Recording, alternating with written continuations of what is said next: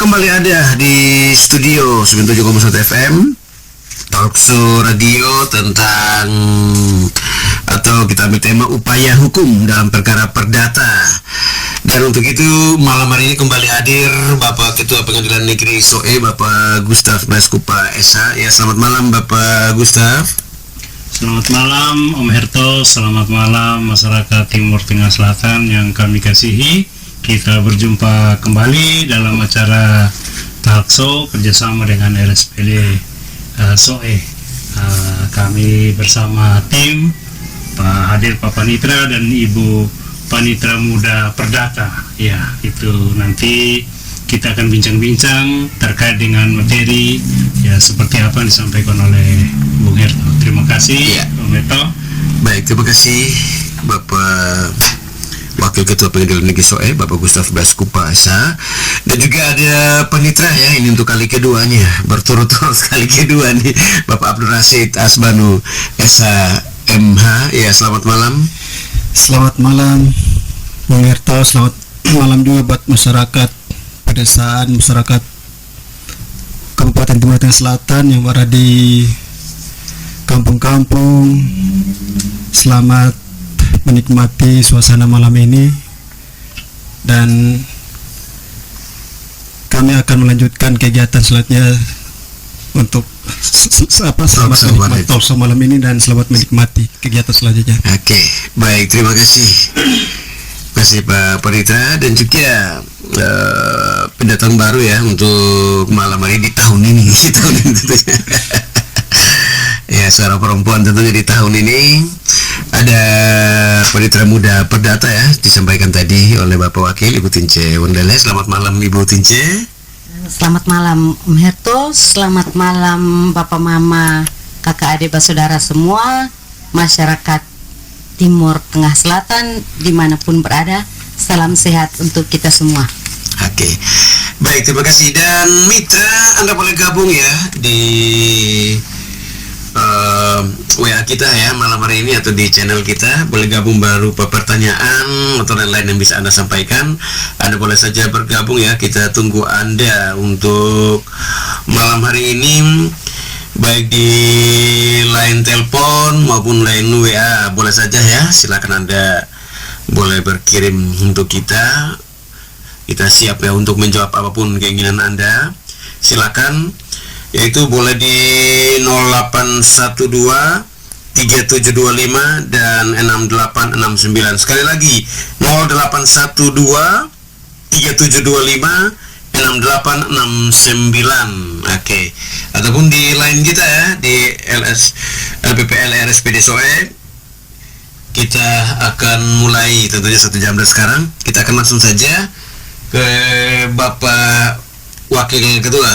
Bapak Gustaf, mungkin apa yang bisa direview kembali dari pertemuan kita yang lalu, sekedar mengingatkan saja untuk kita masuk dalam topik ini, apa yang kita akan bahas tentunya tentang topik upaya hukum dalam perkara perdata. Ya, baik. Terima kasih Om Herto. Jadi mengenai topik yang lalu itu sudah kita singgung, kita bahas mengenai jenis-jenis layanan aparat kepanitraan hukum. Ya, jadi untuk lebih spesifiknya, kita akan masuk di bagian kepanitraan perdata. Ya. Jadi kalau yang kemarin kita bahas mengenai layanan, ini kita masuk pada upaya hukum. Artinya lebih detail lagi. Ya, kalau upaya hukum pelayanan, itu kepada masyarakat yang membutuhkan pelayanan daripada pengadilan. Namun kalau berbicara mengenai upaya hukum, itu terkait dengan adanya sengketa antara para pihak, kemudian upaya-upaya apa yang mereka lakukan jikalau dalam sengketa ini sampai di persidangan pengadilan ada salah satu pihak yang dikalahkan. Jadi mereka tidak terima dengan putusan hakim. Upaya apa yang harus mereka lakukan, harus mereka tempuh, tentunya dengan jalur proses hukum. Ya, ini yang nanti kami akan jelaskan, kami akan bahas apa saja upaya hukum itu. Ya, jadi ada di sini Pak Panitra yang membidangi bagian sebagai pimpinan di bagian kepanitraan. dan juga Ibu Tince Wandele selaku Panmut Panitera Muda Perdata, yang artinya kesehariannya berhubungan dengan penanganan upaya hukum. Ya. Ya, begitu. Terima kasih Om Erto. Ya, baik, terima kasih Bapak Wakil, itu gambarannya review kegiatan kita 2 minggu yang lalu, dan juga sedikit masuk pada gambaran umum ya, sedikit tentang tema kita malam ini, yaitu upaya hukum dalam perkara perdata. Begitu mitra, kita akan awali dulu, akan langsung ke Bapak Panitra ya, Bapak Abdul Rashid Asbanu. Mungkin ada sedikit gambaran ya tentang upaya hukum dalam perkara perdata. Baik, terima kasih Bung Erto. Saya akan sedikit menyampaikan secara garis besar terkait dengan pelaksanaan upaya hukum terkait dengan perkara perdata gitu ya.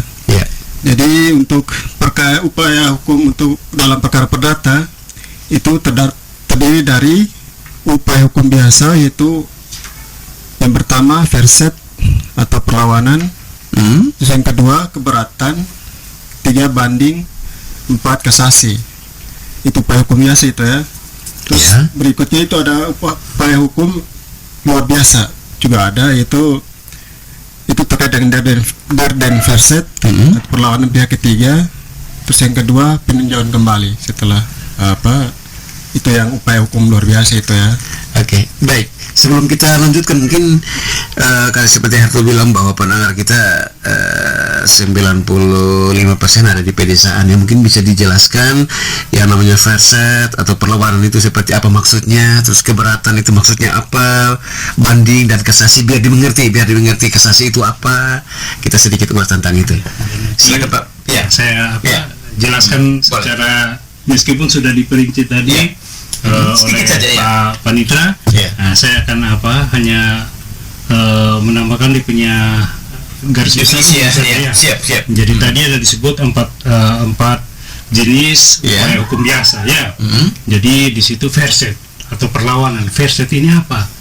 Nah, itu kalau ada putusan dalam suatu perkara, pihak tergugat, jadi orang yang digugat itu tidak hadir. Jadi ada penggugat, ada tergugat. Karena dia tidak hadir setelah dipanggil secara patut dan sah, maka hakim menjatuhkan putusan first take. First take ya. Jadi upaya hukum apa yang harus dia lakukan untuk melawan putusan ini? Nah, dia akan mengajukan perlawanan atau first take terhadap putusan first take. Ya, karena ketidakhadiran, dia tidak hadir di sidang. Terus seperti dalam perkara perceraian ya. Jadi istri gugat suami. Nah, karena suami melalui jurusita pengganti di jurusita di pengadilan untuk panggil pihak tergugat, suaminya ini tidak hadir di sidang, makanya diputus first take. Ya. Nah, jadi kemudian didengar, wah, kenapa pengadilan putus tanpa sepengetahuan saya? Nah, itu versinya tergugatnya. Kemudian dia datang ke pengadilan, saya mau lawan ini putusan. Tidak menolak ini putusan dengan upaya verset tadi. Nah, itu. Kemudian keberatan. Kalau keberatan itu dalam perkara gugatan sederhana. Ya, artinya perkaranya bersifat sederhana. Jadi keberatan ini oleh pihak yang kalah, mereka mengajukan keberatan dan diputus dalam perkara gugatan sederhana dengan tenggang waktu yang ditentukan, tidak seperti dalam perkara perdata gugatan. Ya, tenggang waktunya lebih singkat dan acaranya juga lebih singkat begitu. Kemudian untuk banding, nah itu dalam satu perkara gugatan, kalau ada pihak yang tidak terima terhadap putusan, dia kalah perkara begitu, upaya hukumnya banding. Seperti di pengadilan negeri Soe ini memutus satu perkara gugatan hak atas tanah, pihak yang kalah mengajukan upaya hukum banding ke pengadilan tinggi Kupang. Kalau tidak puas dengan upaya hukum banding, upaya hukum kasasi. Ya, tapi nanti yang lebih terperinci Ibu Panmut Perdata yang tahu, karena itu dia punya platnya. Baik, terima kasih Om Erto. Baik, terima kasih Pak Panitra juga Pak Wakil yang sudah menambahkan. Harto ke Ibu Tince, Panitra Perdata Muda, apa tujuannya melakukan upaya hukum? Apa sih tujuannya sebenarnya kalau bisa dijelaskan? Baik, terima kasih Om Herto. Sebelum kita menjawab pertanyaan tersebut, kalau kita bahas tentang tema kita malam hari ini adalah upaya hukum dalam perkara perdata. Upaya hukum artinya ada dulu perkara yang masuk di pengadilan yang sudah diputus dulu baru ada upaya hukum. Jadi bapak mama, kakak adik, saudara pencari keadilan, atau saya singkat masyarakat pencari keadilan ya. Masyarakat pencari keadilan dapat mengajukan perkara perdata di pengadilan negeri, dalam hal ini pengadilan negeri SOE. Perkara perdata yang dapat diajukan di pengadilan negeri SOE itu ada 3, yaitu perkara perdata permohonan, perkara perdata gugatan sederhana, dan perkara perdata gugatan biasa. Nah, setelah mengajukan gugatan di pengadilan negeri SOE, kemudian nanti perkara tersebut didaftarkan. Kalau sudah didaftarkan, artinya sudah mendapatkan nomor perkara. Setelah didaftarkan, maka para pihak yang berperkara akan melalui proses persidangan. Melalui proses persidangan sesuai dengan tahap-tahap yang ada di dalam hukum acara, sampai dengan tahap terakhir itu adalah penjatuhan putusan. Setelah ada putusan itu, baru ada pihak yang kalah dan ada pihak yang menang. Pihak yang kalah bisa mengajukan upaya hukum, dan tujuan untuk melakukan upaya hukum adalah karena upaya hukum merupakan upaya yang diberikan oleh undang-undang kepada seseorang atau badan hukum untuk hal tertentu, untuk melawan putusan hakim. Sebagai tempat bagi pihak-pihak yang tidak puas dengan putusan hakim yang dianggap tidak sesuai dengan apa yang diinginkan atau tidak memenuhi rasa keadilan. Upaya hukum itu tidak hanya ditempuh oleh pihak yang kalah saja, tapi pihak yang menang juga dia bisa mengajukan upaya hukum. Dalam hal ini misalnya di dalam gugatannya itu dia ada meminta, misalnya ada 6 permintaan, tetapi dikabulkan cuma 3. Nah, dia merasa tidak puas, kok kenapa yang tidak dikabulkan? Itu bisa juga diajukan upaya hukum. Demikian, Om. Oke. Terus kenapa harus atau perlu adanya upaya hukum yang diberikan kepada terperkara, misalnya seperti itu ya, terhadap putusan hakim? Kenapa perlunya upaya hukum diberikan kepada para pihak? Ya. Karena dalam suatu perkara yang sudah diputus oleh hakim, ada kalanya putusan itu tidak cukup memuaskan para pihak yang bersengketa atau yang berperkara. Baik pihak penggugat maupun pihak tergugat, seperti yang tadi saya bilang. Oleh karena itu, pihak yang menolak putusan hakim dapat mengajukan upaya hukum perdata agar perkaranya dapat diperiksa kembali di tingkat yang lebih tinggi, atau misalnya di tingkat banding. Seperti itu, Mas. Baik, terima kasih. Oke, Pak Panitra, upaya hukum dalam perkara perdata itu terdiri dari apa-apa saja nih, Pak? Ini untuk papa mama yang di masyarakat TTS, bahwa terkait dengan upaya hukum yang ada itu tadi sudah disampaikan oleh Panmut Perdata, itu terkait dengan hak-hak para pihak yang tidak puas dengan putusan pengadilan atau putusan majelis hakim. Itu mungkin terkait dengan jenis perkara, misalkan kayak perkara tanah atau perkara apa saja, maksudnya tanah atau perceraian, atau perkara yang terkait dengan hak-hak keperdataan itu, yang sepanjang dalam putusan proses persidangan dan dalam putusan hakim merasa tidak puas dengan putusan yang dijatuhkan itu, maka kesempatan disitulah hak yang diberikan oleh undang-undang untuk mengajukan upaya hukum itu bisa pertama melalui banding itu untuk perkara biasa kayak perkara tanah atau perkara cerai itu ya, apa saja ya itu itu yang bisa untuk diupayakan hukum, upaya hukum banding ya, masuk yang jenis-jenis perkara atau perkara yang bisa dinyatakan upaya hukum untuk bisa banding, untuk proses-proses untuk ke atasnya lah, seperti itu. Iya. Itu berapa lama tuh, Pak? Nah, itu kalau untuk tergantung untuk perkara banding itu setelah putusan majelis hakim itu untuk tingkat pertama itu biasa tengah waktu itu mereka 14 hari untuk tengah waktu untuk pikir-pikir ya, apakah mereka bisa menerima atau tidak gitu ya. Nah, kalau untuk setelah 14 hari itu putusan dijatuhkan, selama 14 hari itu yaitu masa-masa tenggang waktu untuk para pihak mengambil sikap apakah menerima putusan atau tidak. Nah, itu waktunya 14 hari itu, 14 hari untuk perkara perdata itu upaya hukum banding itu. Iya. Baik, Pak Wakil, aku ingin tahu nih, dengar sedikit cerita dari Pak Wakil tentang pengalaman tentunya yang ada kaitannya dengan yang kita bicarakan tadi, baik oleh Pak Panitra, juga oleh Ibu Tince tadi tentang hukum banding ini. Mungkin ada pengalaman. Baik. Ya, terima kasih Om Herto. Jadi upaya hukum ini yang tadi seperti disampaikan oleh Ibu Tince, Panitra Muda Perdata, dalam upaya hukum itu ada pihak yang tidak menerima putusan dari majelis hakim. Meskipun sudah menang, tapi tidak semuanya dikabulkan, itu mereka mengajukan upaya hukum. Ya.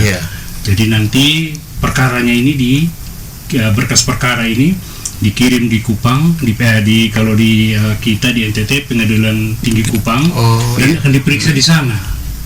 Tapi bukan di sini, bukan sini. Oh iya, itu terbanding ya. Iya. Lebih tinggi lagi. Iya.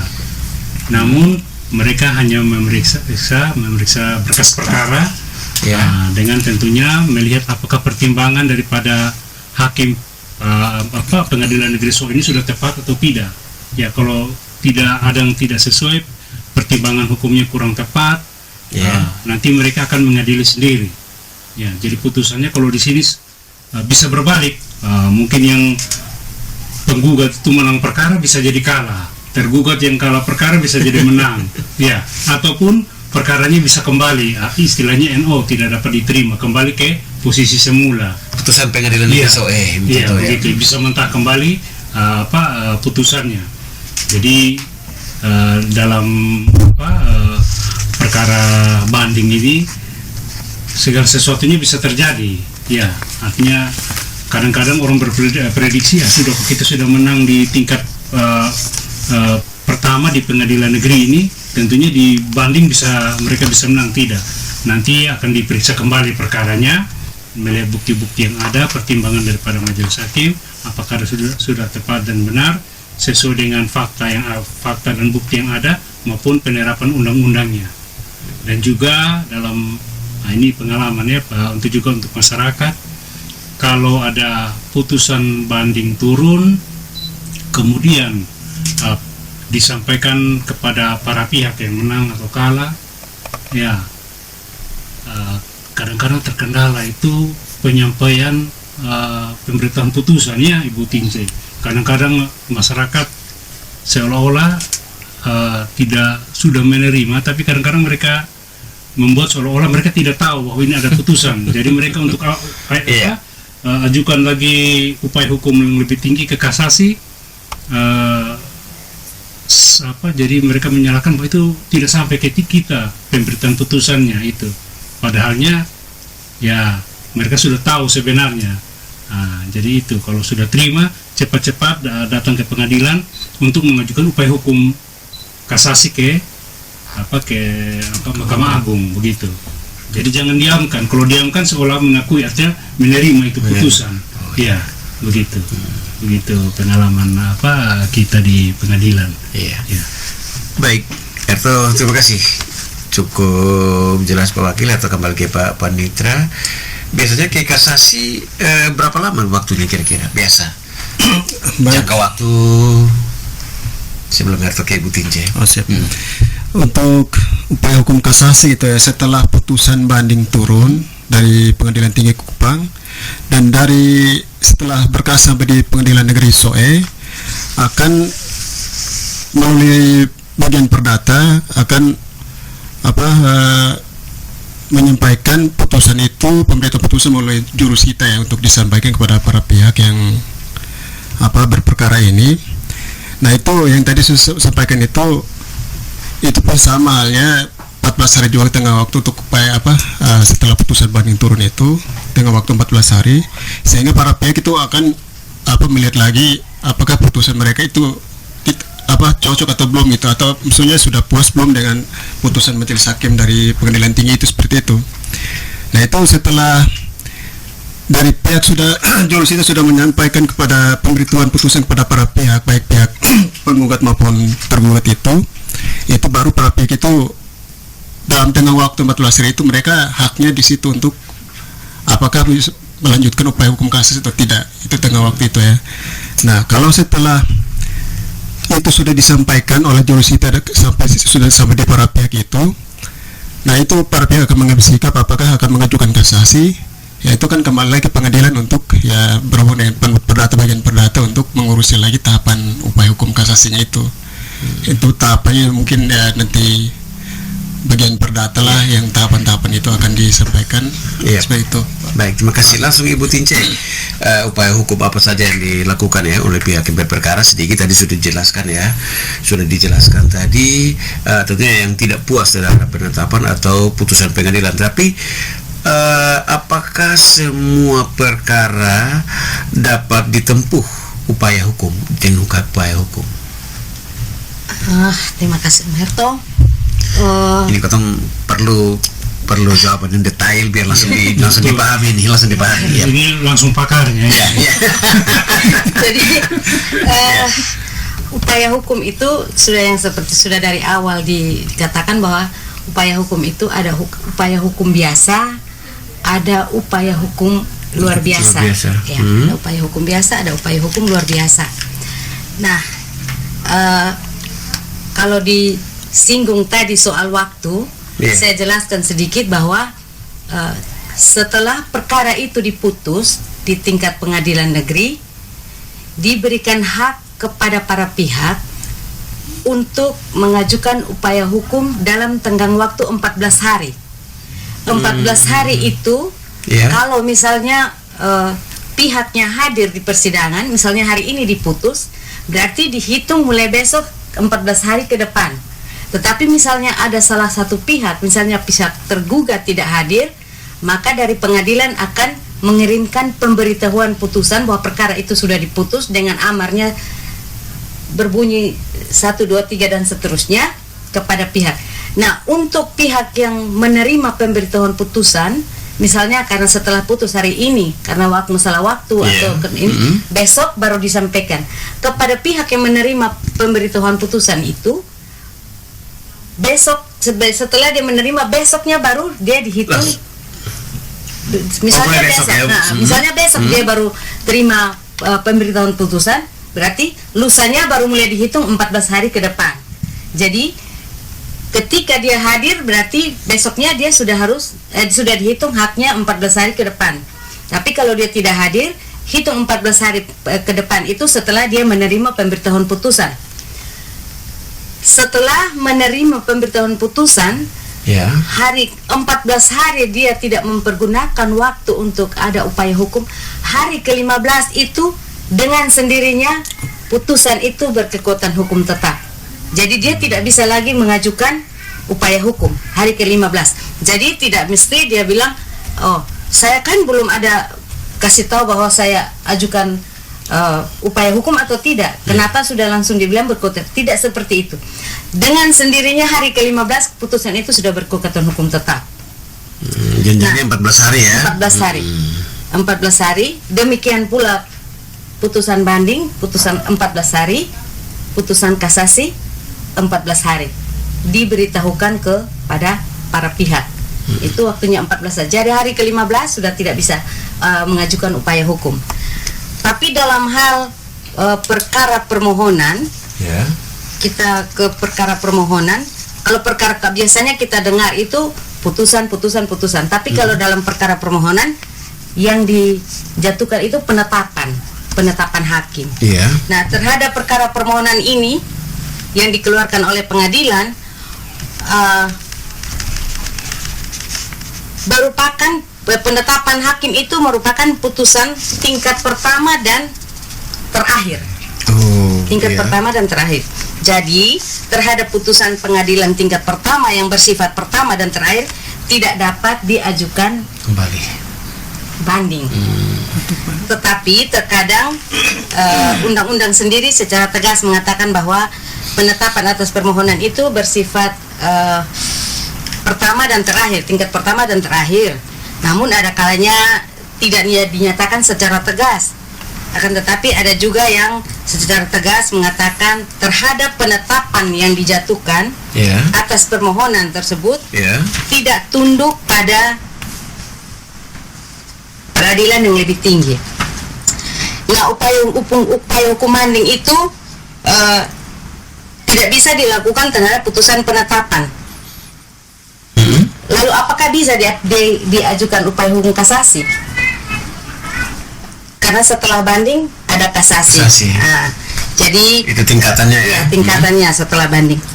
Pada pasal 1 Undang-Undang Nomor 14 tahun 1985 tentang Mahkamah Agung yang sudah beberapa kali dirubah. Di situ Mahkamah Agung mengatur bahwa permohonan kasasi dapat diajukan hanya satu kali, hanya jika pemohon terhadap perkara yang telah menggunakan upaya hukum banding, kecuali ditentukan lain oleh undang-undang. Nah, kemudian permohonan kasasi dapat diajukan hanya satu kali. Kemudian dalam penjelasan pasal 43 ayat 1 Undang-Undang Mahkamah Agung juga tersebut juga mengatur mengenai pengecualian. Ada kecuali yang berbunyi pengecualian dalam ayat 1 itu, pasal ini diadakan karena adanya putusan pengadilan tingkat pertama yang oleh undang-undang tidak dapat dimohonkan banding. Itu pengecualiannya. Dengan memperhatikan pasal tersebut atau penjelasan pasal 43 ayat 1 Undang-Undang Mahkamah Agung tersebut, oleh karena itu penetapan yang dijatuhkan terhadap permohonan dapat dilakukan tidak dapat dilakukan upaya hukum banding, maka upaya hukum yang dapat ditempuh adalah upaya hukum kasasi. Jadi singkatnya, walaupun tidak bisa diajukan, ini kita berpegang atau pada aturan Mahkamah Agung tadi bisa diajukan upaya hukum kasasi. Tetapi pada prinsipnya kalau kita di sini permohonan itu lebih banyak mengabulkan. Jadi pengalaman untuk permohonan yang diajukan kasasi untuk pengadilan negeri Sabah belum pernah terjadi. Artinya masyarakat pencari keadilan terhadap perkara permohonan puas. Belum ada yang pernah ke tingkatan lebih tinggi ya. Terhadap putusan hakim puas. Baik, tadi sempat Ibu Tince itu tentang sampaikan tentang 14 hari. Nah, 14 hari ini apakah Herto ingin tahu saja apakah ini sudah termasuk dengan hari-hari libur di dalamnya terhitung juga atau hari Minggu? 14 hari itu 14 hari kalender. Oh, kerja ya? Hari kerja. 14 hari kalender, bukan 14 hari kerja. Termasuk hari libur dihitung. Hari libur dihitung. Jadi 14 hari itu 14 hari kerja. Kalau untuk di pengadilan dia tidak dihitung 14 hari kerja. Dia hitung 14 semua harus 14 hari. Ya, 14 hari kerja. 14 hari kalender. Ya. Itu kalau pas dengan hari-hari libur-libur nasional, waduh repot juga. Baik, tapi kan disesuaikan nantinya. Ya, tadi sempat dikatakan atau sempat dengar tadi disampaikan bahwa ada upaya hukum biasa dan luar biasa. Mungkin dipertegas lagi biasanya yang seperti apa, luar biasanya yang seperti apa. Silakan. Kalau upaya hukum biasa itu upaya hukum yang ditempuh terhadap perkara yang belum berkekuatan hukum tetap. Belum berkekuatan hukum tetap. Jadi dia masih ditempuh dalam masa tenggang waktu itu 14 hari itu. 14 hari. Ya, 14 hari itu. Kalau upaya hukum luar biasa dapat ditempuh setelah putusan berkekuatan hukum tetap. Jadi 15 hari ke depan itu bisa dapat dengan upaya hukum luar biasa. Upaya hukum luar biasa itu hanya ada dua. Upaya hukum peninjauan kembali atau yang lebih familiar orang biasa singkat PK. PK, oh iya. Dengan Pernah dengar nih. upaya hukum perlawanan pihak ketiga. Ya, mungkin langsung puas nih. Baik, terima kasih. Yang terakhir Pak Wakil. Siap. Dalam pengalaman sebagai seorang hakim, boleh dikatakan seorang hakim senior, sudah di beberapa tempat ya. Perkara-perkara yang mungkin yang pernah ditangani dan tentunya tidak yang pernah dilanjutkan. Kalau di pengadilan soalnya kan belum pernah ya. Kalau di tempat tugas yang lain, apa ya sejak Maksud Tertom yang pernah Bapak tangani? Ya, kalau saya rasa di sini banyak ya, Bu Tince ya. Artinya mereka tidak puas dengan putusan dari pengadilan negeri, mereka ajukan upaya hukum, banding tidak puas, kasasi. Makanya kita bisa tahu itu dari mana adanya eksekusi. Ya, itu produk daripada upaya hukum. Ya, jadi kalau metode ada penggusuran atau pengosongan lahan, objek sengketa, itu produk atau hasil daripada upaya hukum. Ya, kalaupun tidak ada upaya hukum, mereka terima putusan, biasa itu sukarela dari kedua belah pihak. Tapi kalau ada upaya hukum, berarti nanti ada upaya paksa. Ya, karena mereka tidak dengan sukarela mengosongkan lahan ataupun merobohkan rumah, nanti lewat putusan yang telah berkuat kekuatan hukum tetap, baik itu dalam perkara banding, kasasi maupun upaya hukum luar biasa, nanti hasilnya kalau ada salah satu pihak yang kalau penggugat ya, kalau dia kuasa itu objek sengketa, tidak perlu dieksekusi begitu ya. Tapi kalau pihak yang dengan tidak sukarela meninggalkan objek sengketa, maka akan dilakukan eksekusi. Tentunya kalau dalam upaya paksa itu biasa minta bantuan aparat keamanan. Jadi di sini banyak juga Om Herto. Makanya Ibu Tinja ini kepala pusing. Kalau mau eksekusi ya bagaimana kita kalau untuk menyidangkan perkara tidak seberat dengan pelaksanaan eksekusi. Ya. Bagaimana rumah yang telah ditinggal secara setelah puluhan tahun kemudian digusur, dieksekusi karena kalah perkara. Ya itu karena ada upaya hukum tadi yang sudah kita omong-omong tadi. Ya. Kalau dia mempertahankan dia punya hak, upaya hukum. Ya. Begitu Om Herto. Ya. Itu yang sering terjadi kalau boleh kita tahu yang biasa ya, upaya-upaya hukum lanjutan setelah tidak puas dengan putusan pengadilan. Itu kalau boleh kita tahu Bapak Wakil Ketua, perkara-perkara apa saja nih? Atau mungkin Ibu Tince atau Pak Wakil Ketua? Nanti saya ini Ibu Tince yang orang lapangan itu tahu. Jadi seperti gugatan warisan ya, gugatan tanah berupa warisan maupun ingkar janji, uang prestasi, kemudian perbuatan melawan hukum. Ya, jadi itu dalam penanganannya itu nanti ada pihak yang tidak puas ya lewat upaya hukum. Jadi berbagai macam jenis atau kualifikasi perkara perdata itu semua bisa dilakukan upaya hukum, terkecuali para pihak itu damai ya, sebelum perkara ini berlanjut mereka sudah damai ya sudah. Tapi kalau masing-masing berpegang pada prinsip ya sudah, mereka nanti ada konsekuensi kalah atau menang gitu. Ataupun draw itu seperti yang saya bilang tadi, putusan tidak dapat diterima, NO kembali ke posisi semula ya, karena ada kekurangan cacat formil dalam mengajukan gugatan. Nah, nanti Ibu Tince bisa tambahkan. Ya. Baik, sebelum Ibu Tince mungkin Pak Rasid menambahkan sedikit, ada yang mungkin sempat terlupakan tadi yang ada kaitannya dengan tugas panitra.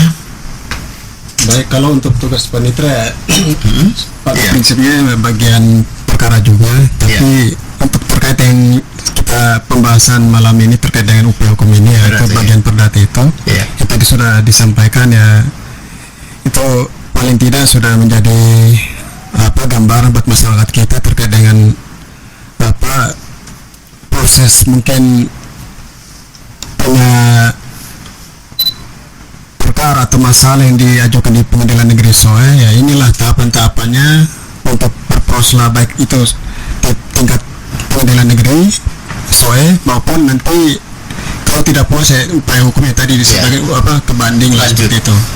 Ada beberapa itu tadi. Ya, itu tadi sehingga mungkin ya berakhirlah ya yang tadi sudah disampaikan oleh Pak Wakil bahwa itu akan berujung kepada eksekusi itu timbul karena ya ketika para pihak itu kalau sudah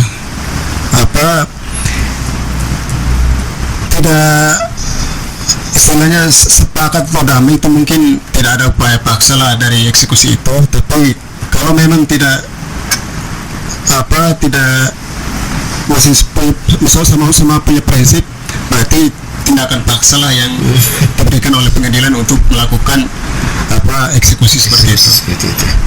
Oke, baik Ibu Tinci, silakan Ibu Tinci mau tambahkan yang disampaikan Pak Wakil tadi sebelum kita lanjut ke berikutnya. Banyak, atau cukup jelas? Tinci mau tambah banyak, kayaknya masih banyak nih Om. Silakan. Kalau yang tentang eksekusi tadi ya. Nah, kalau eksekusi itu kebanyakan, kalau yang bukan kebanyakan sih yang sudah masuk di Pengadilan Negeri Soe itu tentang tanah. Paling banyak itu tanah, juga ada 1-2 yang ganti rugi. Ganti rugi itu ada 1-2 tentang ganti rugi. Jadi perkara tanah ya otomatis kalau ada bangunan kita membongkar, tapi kalau ada perintah membongkar. Jadi kalau kita mau melaksanakan eksekusi juga kita harus melihat apa yang perintah di dalam putusan itu. Kalau di dalam putusan dia perintah membongkar, kita bongkar. Tapi kalau hanya pengosongan ya kita mengosongkan. Kalau pembongkaran diikuti dengan pengosongan, artinya sudah membongkar berarti kosong. Tapi kalau pengosongan tidak harus diikuti dengan pembongkaran. Jadi kita harus lihat juga putusan hakim itu seperti apa. Jadi kita laksanakan. Mungkin orang berpikir, oh sudah kan di situ dia bilang mengosongkan tanah yang ada yang menjadi milik pihak yang menang. Tapi kalau di situ dia hanya bilang mengosongkan, kita tidak boleh membongkar bangunan yang ada di dalam situ. Ya kita mengosongkan saja apa yang ada di dalam rumah. Sesuai perintah. Kita tidak boleh melaksanakan di luar. Jadi intinya kita melaksanakan putusan. Kita melaksanakan putusan hakim. Bukan kita melaksanakan perintah ketua, perintah wakil, tapi kita melaksanakan perintah putusan. Seperti itu. Nah, upaya hukum ini juga kan seperti saya bilang tadi, di perkara yang di pengadilan itu kan ada permohonan, gugatan sederhana, dan gugatan biasa. Kalau untuk gugatan sederhana sedikit berbeda upaya hukumnya. Upaya hukum. Jadi kalau di dalam gugatan sederhana, persidangan itu kan seperti pernah yang saya sampaikan yang lalu itu kan, gugatan sederhana itu bukan gugatannya yang disederhanakan, tetapi persidangannya yang disederhanakan. Artinya bisa memakan waktu. Kalau gugatan biasa dia memakan waktu bisa sampai 5 bulan ya Bapak ya. 5 bulan itu maksimal. Kalau gugatan sederhana itu dia hanya dibatasi 25 hari. 25 hari kerja. Kalau untuk ini 25 hari kerja. Nah, dalam 25 hari kerja itu hakim wajib mengusahakan untuk damai, untuk gugatan sederhana. Hakim wajib mengusahakan untuk perdamaian. Kalau tercapai perdamaian, akan dituangkan dalam putusan akta perdamaian. Kalau sudah ada akta perdamaian, maka akta perdamaian itu mengikat kedua belah pihak. Terhadap putusan akta perdamaian ini tidak dapat diajukan upaya hukum apapun. Itu tidak bisa. Jadi itu sudah mengikat kedua belah pihak harus melaksanakan. Itu tertuang di dalam akta perdamaian ini, kekuatannya sama dengan putusan ya. Akta perdamaian kekuatannya sama dengan putusan. Dalam hal tidak tercapai perdamaian, maka sidang dilanjutkan. Sidang dilanjutkan sampai dengan adanya putusan hakim. Setelah adanya putusan hakim, pihak yang merasa kalah itu dapat menempuh upaya hukum keberatan. Itu upaya hukum. Jadi untuk gugatan sederhana dia menempuh upaya hukum keberatan. Kalau untuk gugatan sederhana, dia waktunya bukan 14 hari, tetapi dia 7 hari. 7 hari diberikan hak untuk mengajukan keberatan. Kalau upaya hukum keberatan ini, perkaranya tidak dikirim seperti ke pengadilan yang lebih tinggi, seperti upaya hukum banding dikirim ke pengadilan tinggi. Kalau keberatan diajukan ke ketua pengadilan dan diperiksa oleh majelis hakim di pengadilan negeri setempat. Dalam hal ini pengadilan negeri Soe. Berarti tidak lanjut ya? Tidak, dia tapi upaya hukum keberatannya disidangkan atau diperiksa di pengadilan negeri Soe minus hakim yang menyidangkan perkara pertama. Jadi hakim yang bersidang dalam gugatan sederhana pertama, dia tidak boleh masuk di dalam majelis yang memeriksa perkara keberatan ini. Ganti ya, diganti. Ya, dia harus majelis yang lain. Terhadap putusan keberatan atau keberatan upaya hukum keberatan ini, putusan hakim adalah final. Dia sudah bersifat final. Jadi tidak dapat diajukan upaya hukum apapun. Jadi setelah putus gugatan sederhana itu ada ajukan keberatan, putusan hakim keberatan itu putusannya sudah final. Dia tidak ada upaya hukum apalagi yang tidak bisa ditempuh dengan upaya hukum apapun. Itu khusus untuk gugatan sederhana. Ya. Dia beda lagi dengan upaya, kalau permohonan tadi kita sudah bahas, nanti baru dimasuk lagi di dalam gugatan biasa. Gugatan biasa setelah itu sederhana ya? Ya, gugatan sederhana. Kemudian ada lagi kan gugatan hukum biasa. Gugatan hukum biasa itu yang biasanya tentang perceraian, tentang perbuatan melawan hukum, tentang tanah, tentang ganti rugi dan lain sebagainya. Jadi itu betul-betul nanti kita bahas lagi di proses untuk upaya hukum gugatan. Oh gitu. Itu di periode berikutnya. Bisa, apakah saya sambung sekalian ya? Boleh lanjutkan, coba. Kalau di dalam upaya hukum dalam perkara gugatan, upaya hukum yang bisa ditempuh adalah upaya hukum biasa. Upaya hukum biasa itu dia terdiri dari upaya hukum perlawanan, itu yang atau versi tadi yang tadi sudah Pak Wakil jelaskan dari awal itu. Kemudian upaya hukum banding, upaya hukum kasasi. Itu upaya hukum untuk gugatan biasa. Jadi setelah perkaranya diputus di pengadilan, pihak yang berperkara dapat mengajukan upaya hukum banding. Upaya hukum banding ini adalah upaya hukum terhadap putusan dilakukan apabila satu pihak merasa tidak puas, seperti penjelasan yang tadi. Jadi merasa tidak puas, walaupun dia menang masih merasa tidak puas, dia kalah merasa tidak puas, dapat mengajukan upaya hukum banding. Ya. Setelah diperiksa di pengadilan tinggi, upaya hakim berarti pengadilan tingkat banding, dalam hal ini pengadilan tinggi, pengadilan tinggi Jepang, ya. Putusannya turun, sudah ada putusan dari hakim tinggi, kita wajib memberitahukan kepada para pihak.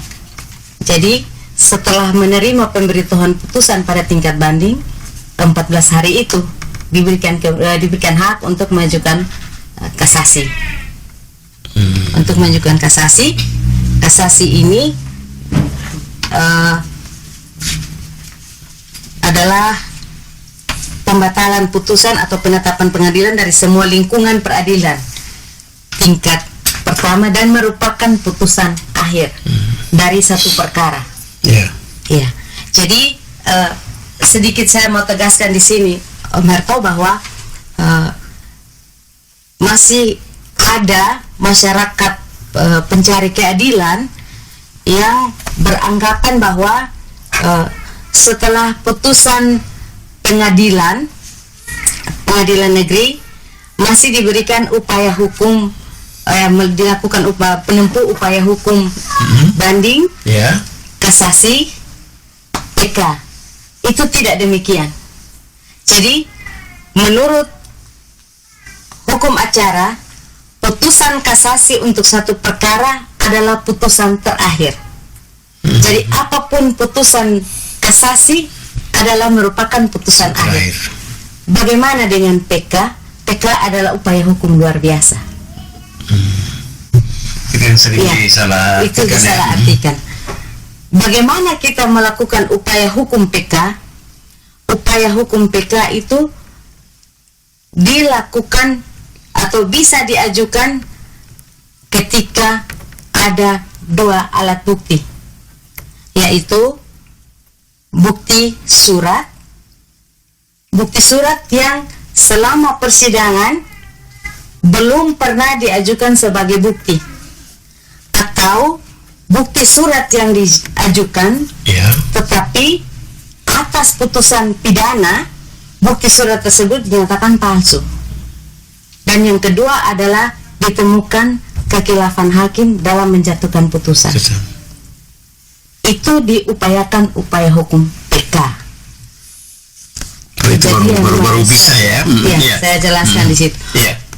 Ketika jadi orang berpikir, oh dari setelah putusan pengadilan negeri diberikan waktu untuk banding, setelah itu diberikan waktu untuk kasasi, kemudian diberikan waktu lagi untuk PK. Tidak demikian. Jadi kalau misalnya setelah putusan kasasi lewat dari waktu 14 hari, itu yang sudah dinyatakan berkekuatan hukum tetap, kemudian ditemukan bukti bahwa bukti baru yang dia beranggapan bahwa bukti itu akan lebih menguatkan perkara yang kemarin karena dia tidak bisa ajukan itu. Itulah yang nanti diberikan waktu 180 hari untuk mengajukan PK. Kok lebih berat lagi ya? Lebih lama lagi? Iya, upaya hukum luar biasa. Bagaimana pengadilan tahu bahwa bukti yang ditemukan itu tidak lebih dari 180 hari? Kan bisa saja sudah ditemukan 1 tahun yang lalu baru dia datang dia bilang 180 hari. Itu dikuatkan atau ketika bukti itu ditemukan, dituangkan dalam berita acara. Kapan ditemukan, siapa yang menemukan, di mana ditemukan, bahkan dijelaskan misalnya bukti itu misalnya ditemukan di bawah kasur, harus dijelaskan bahwa bukti itu ditemukan di bawah kasur. Harus lengkap dituangkan dalam berita acara, kapan, di mana dan sebagainya, pokoknya semua itu, dan mengetahui pemerintah setempat, dalam ini desa atau kelurahan mengetahui camat. Jadi dia mengajukan itu dilampirkan dengan berita acara itu. Jadi kita menghitung dari situ. Ketika berita acara itu kita proses upaya hukum PK ini, kita melihat dari situ sudah lebih dari 180 hari atau masih belum sampai 180. Kalau misalkan lebih berarti kita tidak bisa lagi menerima itu sebagai bukti yang ditemukan. Jadi itu yang saya mau tegaskan, karena masih banyak yang beranggapan sebagai upaya hukum luar biasa adalah upaya hukum, tapi masih ada juga yang itu 180 hari itu untuk bukti surat dan kekhilafan hakim.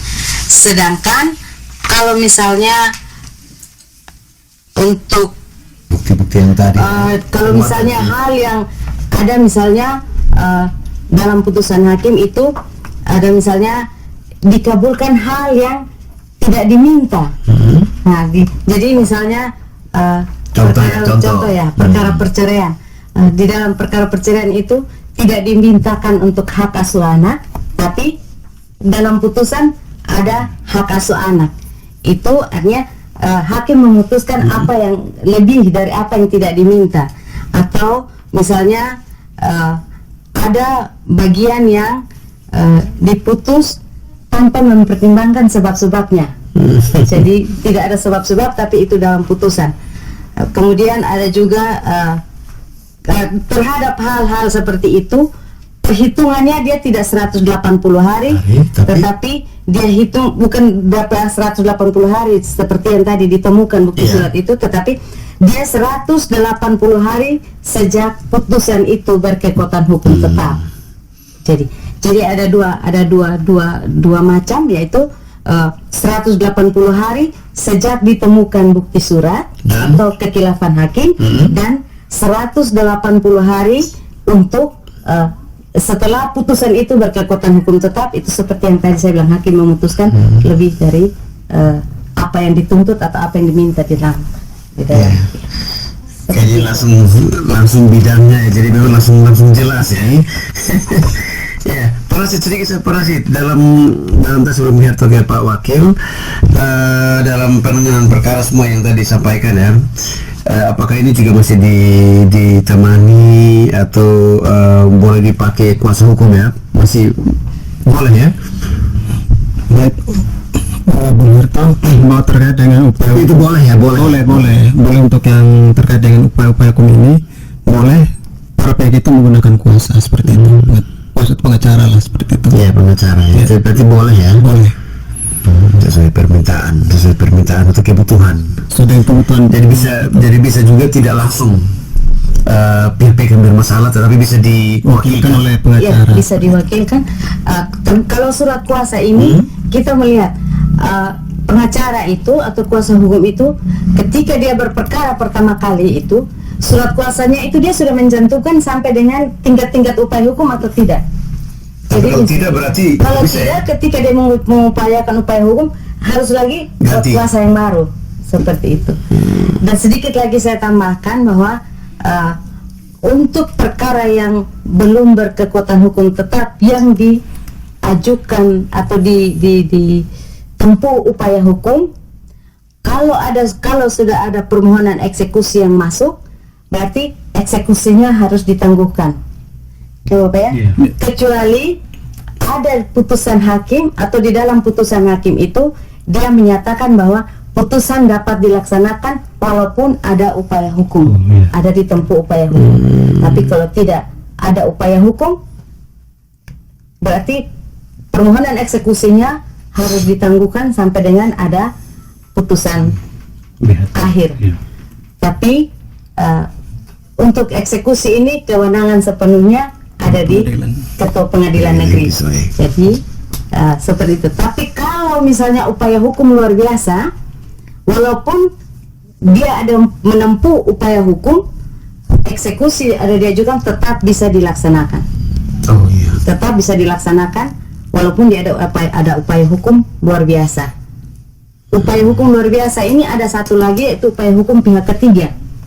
Maksudnya begini, perkara itu kan dia mengikat antara penggugat dan tergugat. Tergugat. Iya.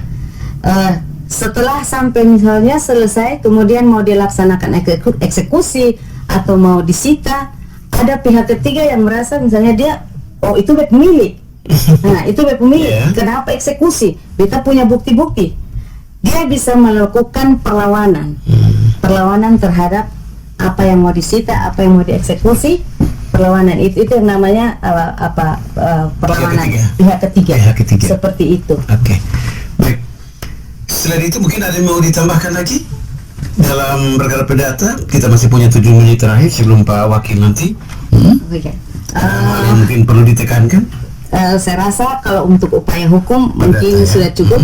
Cuman kesempatan ini mengingat waktu juga, saya tidak menyampaikan bagaimana caranya mengajukan itu, bagaimana persyaratannya. Saya tidak menyampaikan sesuai dengan tema kita malam ini. Jadi kalau misalnya masyarakat pencari keadilan mau lebih tahu lebih jelas, silakan datang ke Pengadilan Negeri SOE. Ada pelayanan terpadu satu pintu. Di sana akan diberikan petugas di sana akan memberikan penjelasan lebih lengkap, lebih detail, bahkan sampai persyaratan-persyaratannya. Atau bisa ke pos bantuan hukum yang ada di Pengadilan Negeri. Di situ ada pengacara atau penasihat hukum yang bisa memberikan penjelasan tentang upaya hukum ini. Oke, baik, terima kasih. Pak Panita, ada yang disampaikan atau mungkin ditegaskan mungkin menyangkut dengan tema kita malam hari ini? Baik, dari Pak Panita. Saya rasa ini sudah secara mendetail sudah disampaikan semua. Tinggal pemirsa atau masyarakat yang saat ini mendengarkan kajian atau pembahasan malam ini, mungkin ada kebutuhan terkait dengan kepentingannya terkait mungkin ada masalah atau perkara. Nah, inilah mungkin yang bisa dicerna atau didengarkan dengan baik-baik sehingga kemudian mungkin menghadapi masalah atau perkara ya yang tadi sudah ada gambaran dan tinggal ke pengadilan untuk mencari tahu tahapan-tahapan apa saja harus dilaksanakan seperti itu. Penjelasan lebih detail ya, Detail, lebih lengkap ya. Baik, Pak Wakil, silakan Pak Wakil, apa yang disampaikan berkaitan dengan tema kita malam hari ini di bagian-bagian akhir biar menjadi lampu hijau tentunya untuk masyarakat Timur Tengah Selatan dengan upaya-upaya hukum yang disampaikan tadi, Pak Wakil. Yang terakhir, Pak Wakil. Om Herto. Jadi bagi masyarakat Timur Tengah Selatan, jadi apa yang telah kami sampaikan ini bisa menjadi bermanfaat, menjadi pengetahuan bagi masyarakat bahwasanya upaya hukum tersebut diberikan oleh undang-undang bagi masyarakat pencari keadilan yang tidak puas terhadap putusan dari pengadilan negeri. Jadi di sini memberikan pengetahuan atau gambaran kepada masyarakat bahwa upaya hukum itu diberikan oleh undang-undang supaya apa? Masyarakat tidak main hakim sendiri. Ya kalau perkara kita ini main fisik, tapi tidak ada saluran, yaitu upaya hukum tadi. Ya, silakan mempergunakan jalur atau proses hukum yang ada dengan tadi yang kita sudah sampaikan, upaya hukum. Jangan main hakim sendiri kalau perkara. Begitu. Terima kasih, Pak Berto. Ya. Baik, mungkin ada begitu yang terakhir mungkin pesannya pada masyarakat Timur Tengah Selatan, mari kita memahami hukum dengan baik. Kalau kita kurang mengerti, datanglah ke kantor pengadilan negeri SOE untuk mendapatkan penjelasan yang lebih baik. Jangan kita sedikit mengerti, kita sudah beranggapan bahwa ini sudahlah yang ini, karena kadang-kadang tidak sesuai dengan apa yang kita pikirkan, apa yang kita mengerti. Kami selalu terbuka untuk memberikan penjelasan atau apapun yang diminta oleh masyarakat pencari keadilan. Tentunya dengan jam kerja dengan jam kerja dan ketentuan yang berlaku. Dan tidak dipungut biaya. Gratis ya untuk konsultasi hukum ya. Konsultasi hukum tidak ada biaya apapun. Jadi boleh di kita, boleh juga ke pos bantuan hukum ya. Pos bantuan hukum. Pengadilan negeri SOE. Oke. Baik, terima kasih. Mungkin ada yang terlupakan lagi sebelum kita tutup? Cukup banget. Pas ya? Pas. Oke. Ibu Tince pas? Oke. Baik, terima kasih mitra dimanapun Anda berada. Itulah proses-proses hukum tentunya yang kita bahas pada malam hari ini, tentunya dalam upaya hukum dalam perkara perdata, dilengkapi dengan beberapa contoh dan juga contoh-contoh perkara dan juga pengalaman-pengalaman dari Bapak Hakim dan juga teman-teman panitra di Pengadilan Negeri SOE sudah menjelaskannya bagi kita secara rinci. Sangat berharap bahwa kita semua tentunya baik yang berperkara atau calon nanti, paling tidak kita sudah bisa memahami sedikit dengan waktu yang pas 1 jam ini. Semoga saja ini bisa menjadi pengalaman, bisa menambah pemahaman kita, wawasan kita dalam kita berperkara nanti. Kalaupun itu terjadi pada diri kita atau pada keluarga kita dan lain-lain, ini bisa menjadi pengalaman baru, menjadi pemahaman yang baru untuk kita. Pengadilan Negeri SOE juga adalah yang disampaikan tadi bahwa siap menerima kehadiran kita untuk berkonsultasi dalam upaya-upaya hukum selanjutnya di Pengadilan Negeri SOE setiap jam kerja, baik itu di sekretariat maupun di pos bantuan hukum. Begitu mitra, sekali lagi Pengadilan Negeri SOE tidak sebatas pada live studio malam hari ini, tapi juga bisa langsung datang ke kantor Pengadilan Negeri SOE dan apapun yang kita butuhkan niscaya akan dijelaskan oleh teman-teman kita yang ada di Pengadilan Negeri SOE. Sekali lagi terima kasih untuk semuanya yang lagi mendengar malam hari ini. Dari studio kami ucapkan banyak-banyak terima kasih juga untuk Bapak Wakil Ketua. Terima kasih juga. Terima kasih banyak Bapak Panitra, Ibu Tince. Sekali lagi terima kasih banyak untuk penjelasan-penjelasan malam hari ini. Masih pengen kita bercerita lagi tentunya tentang upaya-upaya selanjutnya, apakah ini juga berpengaruh atau sama juga dengan perkara pidana dan lain-lain, tapi kita dibatasi dengan selain waktu, dengan tema malam hari ini. Kita akan berbahas itu di lain waktu nanti. Sekali lagi terima kasih banyak dan salam kami untuk Ibu Ketua dan semua jajaran Pengadilan Negeri SOE, Bapak Hakim, Panitera yang lain, bahkan semua staf yang ada di sana, tim IT kita yang malam hari ini dan juga mungkin yang ada di rumah. Sekali lagi terima kasih banyak untuk waktunya dalam Pengadilan Negeri SOE menyapa masyarakat Timur Tengah Selatan. Semoga kita akan bertemu kembali di lain waktu. Sekali lagi terima kasih banyak dan selamat malam.